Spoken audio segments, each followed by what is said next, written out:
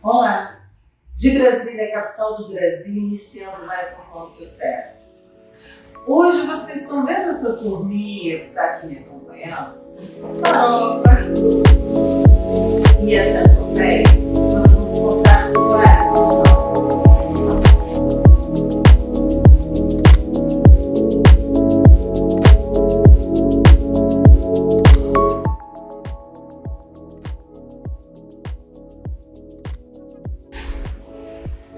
E quem vai contar todas essas histórias é o criador delas. Paulo Almeida, escritor, jornalista, professor universitário. O que mais, Paulo? O que mais você faz? Cara, eu comecei a contar a história desde, não sei, acho que desde que eu nasci, sabia? Eu lembro que eu tinha em torno de 10 anos e a minha professora da quarta, eu fazia, acho que era a quarta série, eu não lembro exatamente quantos anos que eu tinha. Eu estava na quarta série e a diretora da minha escola me chamou e eu lembro que eles tinham feito um curso, eles tinham ganhado um combo de vários cursos na Universidade Federal de Goiás. E faltava justamente um curso de contação de história.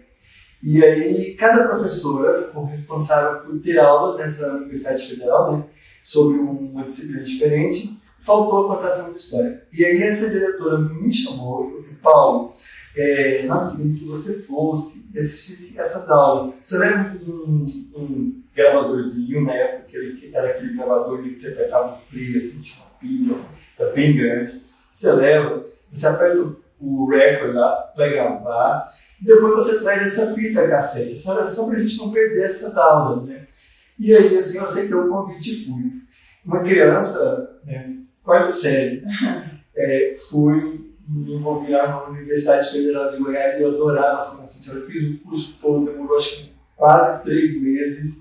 E aí eu me encantei com as estratégias de contar história, com encanto. Eu acho que contar história é um encanto, sabe? De você despertar nas crianças o gosto pela leitura, o lúdico e a mágica das histórias encantadoras que nós temos. E daí eu comecei com o Menino Banquinho, depois a gente fez uma história da minhoca e da maçã também, que é fantástico.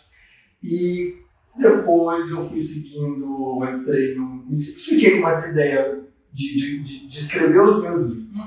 E daí eu fui fazer mestrado na Universidade de Brasília, e quando eu estava quase acabando o doutorado, eu tive o insight de escrever um livro em homenagem a um filho de uma grande amiga minha, que é o Arthur. Esse aqui. Que é esse aqui, esse aqui é o Arthur. Que é o Arthur. Eu conheço muito. O Arthur é chamado... a nossa coleção chama Aventuras do Arthur, que acabou virando uma coleção, mas chamada Arthur e o Maravilhoso Mundo Real, que era uma mensagem que eu pensei, o que eu quero passar para esse Arthur, né? Que é a ideia de você brincar de verdade, que as crianças da nossa... hoje, brincar de verdade, sair um pouquinho do computador e pudesse brincar nesse mundo real. Não ficar tão ligado à tecnologia, né? Isso. A criança ficar presa ao computador só, ao celular, né? Poder ter também esse contato mais físico, poder compartilhar com as outras crianças a ludicidade, principalmente a imaginação. Exatamente. Eu brincar, né? Eu sou professor de universidade também, inclusive professor de tecnologia, de mídias digitais. Eu sei o quanto que isso é importante. Então, assim, o livro, na verdade, nós não colocamos a criança contra o computador, muito pelo contrário, mas é um despertar. Eu acho que é legal você também utilizar isso com responsabilidade, com educação, ter os momentos corretos, o tempo, principalmente com criança, E deixar com que a criança viva esse momento mágico da infância, que é isso, eu acho que é um alerta mesmo. Esse foi o primeiro livro, essa é a ideia do primeiro livro que foi lançado da coleção Aventuras do Arthur. Inclusive porque também tem uma pesquisa que eu acompanho, inclusive com os meus alunos, sobre a questão da criatividade. Tem uma pesquisa recente, até na ONU, em que os adolescentes, hoje, eles se acham menos criativos que crianças de 10 anos, olha só. E que muitas empresas, mais de 40% das empresas hoje nos Estados Unidos e na Europa, querem pessoas que têm essa noção de criatividade, que colocam essa criatividade para funcionar no mercado. E as pessoas estão perdendo isso. E o momento, acho que um dos momentos mais importantes para você exercitar essa criatividade é na infância. Então, se a gente tira essa criança ali daquelas atividades de colagem, da pintura, do brincar, de criar desafios, se envolver com aquela coisa já pronta, sem exercitar, né, o seu cérebro. Desenvolver essa coordenação fina, né? Essa coordenação motora fina, que eu estou falando isso, que é uma linguagem técnica, porque eu fui professora de escola. Olha aí, você sabe o quanto é importante esse momento. Estudei pedagogia, então eu sei assim, o quanto é importante isso para o desenvolvimento da criança. Né? No meu primeiro dia de aula, por exemplo, na Universidade de Brasília, sempre quando tem aquele momento ali do primeiro dia de aula, eu brinco, os meus alunos eles se apresentam e logo depois a gente faz um jogo de mímica. É aquela ideia de imagem e ação, eles têm que falar sobre uma cultura, um filme de massa, um filme popular, um clássico, mas com gestos as pessoas têm que tentar adivinhar. E é muito interessante quando eles se colocam nessa posição da criatividade da infância, quando eles ficam assim, nossa, é isso, e de repente você sai super bem e querem fazer isso, porque sente essa falta, eu acho, de você brincar de maneira lúdica com as coisas do nosso dia a dia, acho que faz parte. Eu aqui, ó, você chegou com esses bonecos, eu estou me sentindo aqui, ó, própria. Criança, minha criança interior está aqui super viva, ativa. Ai, farofa. Não, gente, farofa é demais a farofa. Mas, Paulo, vamos falar desses dois últimos lançamentos aqui do seu. Cadê o Abraço e do Arthur? Eu queria que você fizesse aqui um resuminho aqui. Por quê? Quem nos assiste agora, nós estamos chegando agora na época do Natal. E eu não sei, né, todas as demais pessoas, mas eu gosto sempre de poder presentear com livros. Eu tenho as minhas netas, tenho sobrinhos netos, porque eu acho que aquele momento de contar a história, de ler ali, é um momento tão especial, tão gostoso, né? A criança está deitadinha na cama dela, antes de dormir, ler uma historinha. Eu gostaria que você falasse, porque eu quero que as pessoas também possam falar. E esse título aqui, Cadê o Abraço, está demais. Bom, esse livro aqui, Cadê o Abraço, ele foi lançado durante... Na verdade, eu escrevi esse livro durante o meu doutorado de sanduíche em Lisboa. Foi muito rápido até para escrever esse livro, porque me chamava a atenção eu me sou muito observador.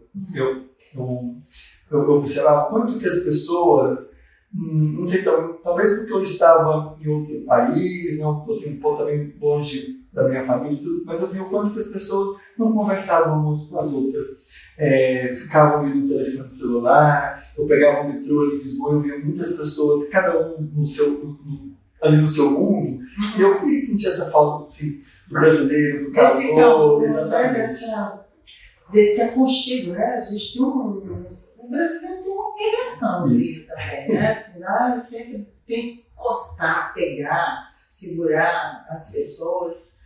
E em Lisboa o pessoal está falando mais cheio. Isso. E daí eu vi muito o pessoal com fone também, de ouvido, e eu ouvi, né, eles concentrados tudo, mas eu sentia muito, sentia falta de ver essa alegria. Então eu comecei a escrever um livro, Cadê o Abraço? Sentindo falta, e aí até me perguntando assim, porque eu acho que a gente também tem que não só observar as pessoas, mas pegar aquele contexto e a gente colocar também no lugar daquelas pessoas. Pensar também se muitas das vezes nós também não deixamos de se expressar, ou de abraçar, ou de fazer um telefonema com aquela pessoa que a gente gosta, fica só mandando mensagem, que a gente está muito nesse meio digital. Já vindo dessa ideia do Arthur Maravilhoso Mundo Real, eu escrevi esse livro, Cadê o Abraço, dentro desse contexto, e foi muito interessante porque eu terminei o livro em fevereiro. Em março veio a história da pandemia, onde também nós não nos encontrarmos. Aí é que o abraço sumiu mesmo. Exato. Quem estava dentro de casa, que estava acompanhando. Isso. E aí, o abraço, de repente, virou protagonista das nossas vidas ali durante o isolamento social. Todo mundo queria um abraço. E quando que nós vamos abraçar? E televisão e a mídia, todo mundo falando que eu dei o abraço. Né? E para explicar isso para as crianças, né? Que eles não podiam se abraçar. E daí, eu adaptei, claro, para esse cenário da pandemia. O livro vai falar muito dessa ideia de que teve um decreto e que a gente não podia mais ter o abraço, ter o isolamento social, mas de uma maneira também lúdica, né? Mas o livro vai falar dessa questão de: será que nós já não estávamos também sem abraçar? Será que nós também não estávamos já fazendo um isolamento social antes dessa pandemia? E de repente essa pandemia veio alertar o quanto que isso é importante, a gente está deixando isso de lado? Já não estava ocorrendo um distanciamento, Isso. né? Um distanciamento de afeto, de carinho, né? Mas, Paulo, os seus livros, eles são recomendados em escolas no Distrito Federal. Eles fazem parte do calendário. Eu gostaria que você falasse isso. Esse aqui, por exemplo, o Cadê o Abraço, ele foi lançado numa edição muito especial, porque eu tenho alguns amigos que também durante a pandemia chamado Projeto Mais Amor, que elas estavam ajudando pessoas com vulnerabilidade social. Nós lançamos ali no Casa Pai. Então foi um trabalho lindo. E como que eu faço para chegar nessa história que você me falou das escolas? O livro, eu faço esses livros, tem essa mensagem, acho que é importante, são temas sérios, temas que acho que os pais gostam de discutir com as crianças, com os filhos, as professoras, são livros temáticos. Então, como que a gente faz? Eu escrevo, a gente lança, as pessoas me convidam, eu vou nas escolas, é tudo gratuito, eu vou nas escolas contar essas histórias. E então, quando termina, a gente abre ele para aquele momento de autógrafo. Em que momento a gente coloca o livro à venda e quem se interessa pode comprar. Mas é obrigado. Então a ideia é que a gente leve essa mensagem para o máximo de pessoas. Você também conta história, não conta? Das crianças. Porque eu levei minha neta lá no Pátio Brasil, no lançamento de um dos seus livros, e tinha lá todo um cenário. Tinha teatro, tinha os personagens, né? Isso. E eu fico encantado com essa... poder levar essa mensagem e ver as crianças aqui presentes. Acho que até por isso que as escolas me convidam e acabam virando leitura obrigatória em algumas escolas do DF. Várias escolas adotam um livro, porque é esse momento de você ter contato com o autor. Então eu sempre me coloco à disposição, porque eu acho que principalmente quando a escola adota, eles conseguem fazer alguma coisa um pouco mais elaborada, no sentido de a gente fazer atividades durante... Tem escolas que a gente consegue fazer essa atividade até durante um semestre. Então a gente vai... teve uma que eles fizeram...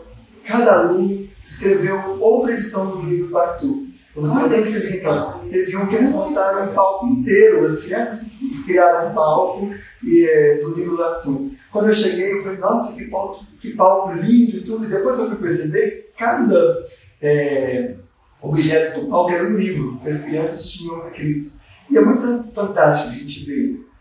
A minha cidade, o interior de Goiás, chama Indiara, por exemplo, teve um 7 de setembro que eles fizeram uma homenagem para essa coleção do livro. Eles fizeram um 7 de setembro todo homenageando o livro. Então tinha os personagens do livro, os alunos das escolas desfilaram os personagens do livro. Então são coisas que eu nunca tive essa... que eu acho que eu nunca esperava assim, que as pessoas pudessem reagir dessa maneira. E o quanto que é importante poder levar esses textos, essas histórias e ter esse feedback das crianças, assim, sabe, de maneira tão calorosa, sabe? Eu vejo assim, né, Paulo? Você começou ali contando história, como você falou, você gosta de contar história, escreveu, e eu acho assim, a coisa mais fofa essas suas histórias, porque elas realmente tratam do dia a dia, das coisas que estão à nossa volta, mas ao mesmo tempo de uma forma encantadora. encantadora, é uma linguagem gostosa. Como eu falei, eu estou aqui super motivada com a minha criança interior e louca por esse farofa aqui, entendeu?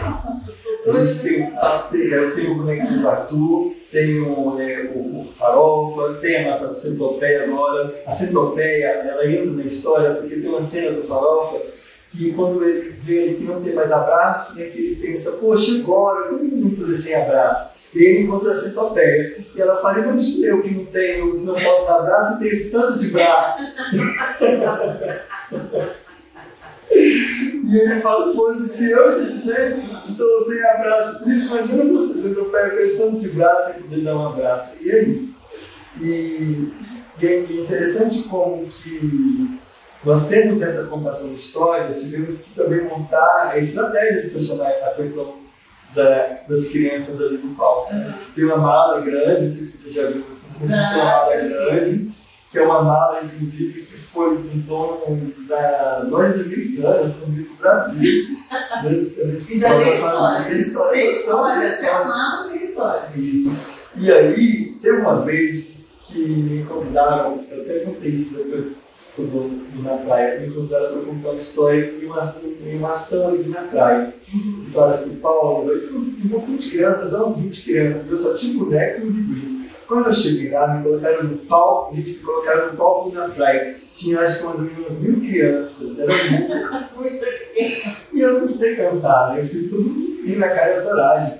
Eu fui ler. Você escreve, né? Uma atividade, você conta história, mas você tem uma timidez, não? Tenho. Você tem uma timidez assim? Eu tô falando porque eu te conheço. Tenho. Há muito tempo, sou sua amiga. Sou muito tímido. Gosto muito do seu trabalho, admiro, mas você é tímido, você tem essa timidez. Como é que você saiu lá na praia? Então, aí, o que eu fiz? Eu comecei a cantar e lembrar de algumas músicas lúdicas que faziam referência à história. No final, gente, eu sou tímido, mas eu acho que tem umas ideias que surgem, né? E ali o livro era Festa também ganhava um sorriso, e eu tinha que escovar os dentes, e eu lembrei de uma música que falava assim, ó, pra lá, pra cá, pra lá, pra cá, pra lá, pra lá. Eu comecei a pegar uma escova que eu tinha na mão lá, dentro dessa mala, e eu comecei a cantar e chamar as crianças para fazer uma coreografia parecida. E logo a gente estávamos pulando, dançando, eu tinha uma bolha de sabão, que é uma maquininha que solta bolha de sabão, e virou uma mega festa ali com as crianças. Mas a partir desse dia, eu sentei e comecei a escrever músicas específicas para cada um dos livros. Montei um boneco do Arthur grande, então hoje a gente tem um bonecão também do Arthur grande, que a pessoa veste a fantasia do Arthur.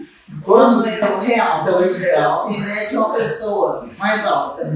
Então, quando eles me convidam, as escolas me convidam, as pessoas me convidam para contar essa história, eu sempre vou agora equipado, porque eu acho que uma das coisas que as pessoas podem ter, pelo menos assim, que vence essa timidez, é você ter segurança. É você ter segurança de que a sua informação, que a sua comunicação está chegando da maneira correta para as pessoas. Então, ter essa fantasia do Arthur, ter todas essas estratégias de contar a história, me deixa seguro, porque eu sei que eu posso chegar e contar a história tanto com uma criancinha, que acontece, eu chegar num lugar e contar a história, eu tenho criança de 2, 3 anos, como eu tenho criança de 10, 12 anos. Então eu tenho que ter estruturas ali para fazer todo mundo interagir com esses momentos lúdicos de todas as idades. Então eu criei essas ferramentas, e isso me ajudou. Mas eu sou tímido mesmo. Sou tímido, engraçado. Eu sou jornalista, tenho anos de assessor de imprensa, eu faço o que eu me comunico, mas na hora que eu troco esse lugar, eu tenho um pouco de timidez. E professor universitário. Professor universitário. Os problemas de professor tem timidez, porque mas eu adoro dar. Com os alunos. E Paulo, os seus personagens são sempre, assim, eles fazem parte da sua vida. Isso que eu acho fantástico. São. Por exemplo, o Arthur, vamos aqui, conta aqui a historinha do Arthur, que eu também conheço o Arthur. O Arthur, ele é filho de uma grande amiga minha. Engraçado que eu desenhei o Arthur antes de ele nascer, e ele nasceu idêntico. Cabelo era idêntico. Eu lembro que eu vi nasceu idêntico.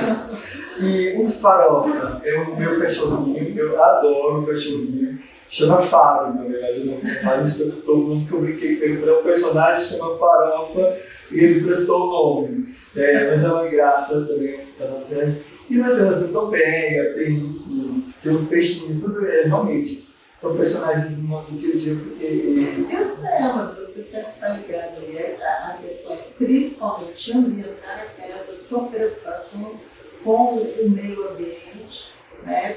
E vai levando isso para as crianças de uma forma lúdica, de uma forma muito interessante. Você já vai fazendo com que as crianças que leem os seus livros já tenham esse respeito pelo meio ambiente. Esse aqui, por exemplo, a turma de plástico, chama atenção para despertar em questão do lixo, faz a responsabilidade social que nós temos com a nossa natureza. Nós aqui no DF, por exemplo, nós temos o Cerrado, nós temos mais de 90 parques aqui no DF, e nós temos que preservar. Eu moro numa área de uma área ambiental, é muito importante discutirmos esse tema, e importante levarmos esses temas, principalmente para as crianças, porque elas são o nosso futuro. Né? Então, acho que cada um tem essa nossa responsabilidade. E eu, como professor, eu como comunicador, contador de história, eu sinto nessa função, não vou dizer nem responsabilidade, mas nessa função também de levar essas informações para as crianças, para poder criar cidadãos que possam impactar de alguma maneira, transformar o mundo, não sabe hoje, mas pelo menos amanhã. Acho que essa parte, não sementinha, pelo menos plantando, quem sabe. E a responsabilidade é de todos, né? Todos nós temos essa responsabilidade aí para o planeta. Então, o ponto certo está chegando ao final, mas eu gostaria que você falasse para quem nos assiste agora, que queiram adquirir os livros para as crianças, que é um excelente presente de Natal. Eu gostaria que você falasse aí como localizar. Olha, nós temos aqui o nosso Instagram, Aventuras do Arthur. Só o pessoal do Instagram, Aventuras do Arthur, Arthur com PH. E lá você vai mandar uma mensagem no direct e eu respondo. Sempre posso responder e o livro vai para qualquer fala, não me pegar, ou se for de Brasília, eu posso ir pessoalmente. Conta a história de criança também, sabe? Eu sou super acessível. Muitas vezes, às vezes eu vou entregar um livro, de repente eu já faço a festa ali no mesmo prédio embaixo. Super divertido. Já sei, você também tem essa criança interior muito ativa. Paulo, muito obrigada. A gente chegando ao final. Vai aparecer as legendas com os endereços todos aqui. Tá? Obrigada por você ter aceitado o nosso convite.